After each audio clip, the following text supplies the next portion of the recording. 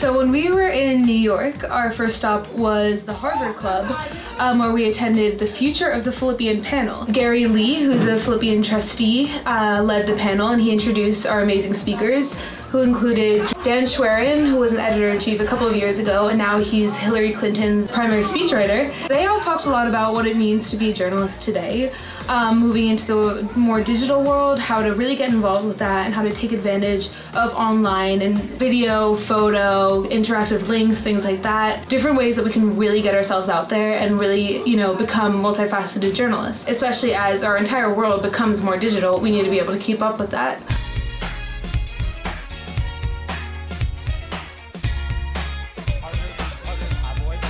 I'm Nate Scott, I'm class of 2005. I was a features editor. I now work for USA Today Sports for the Win. I'm a senior editor there. In New York, talking with the Philippian kids about what the Philippian can be in the future, moving towards a digital newspaper and what that means in the coming years, and having a lot of fun.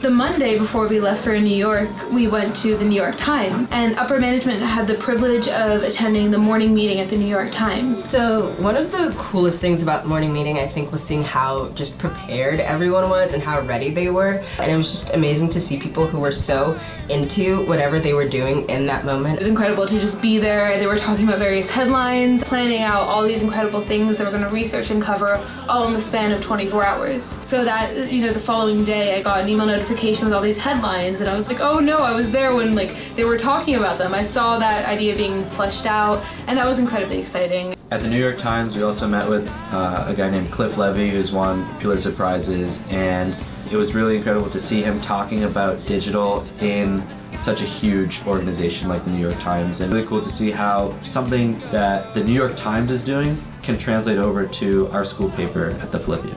So when we went to see the 9/11 memorial, it was a lot of emotions because at first you think you know a lot of the story, but then you go there and you see so many details that you never really thought about. And there's this amazing gripping exhibit where they go through a timeline of the day, and it's sort of horrible to watch because you feel like you can stop it, but you can't. But it's really something that I think everyone should see because you really realize the magnitude of that day and how it affected our country.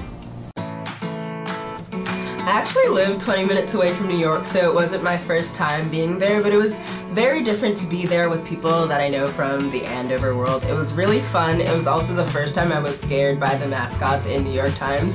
Elmo tapped me and I turned around and he was there, and it was so scary, but it was really fun. And I think it was just a great experience to see a place that I'd known so well through new eyes. On Saturday night, we went to ABC News to see the live shooting of the 6 o'clock news. That was a really interesting way for us to see broadcast journalism because as a print paper, we've never really explored that side of journalism.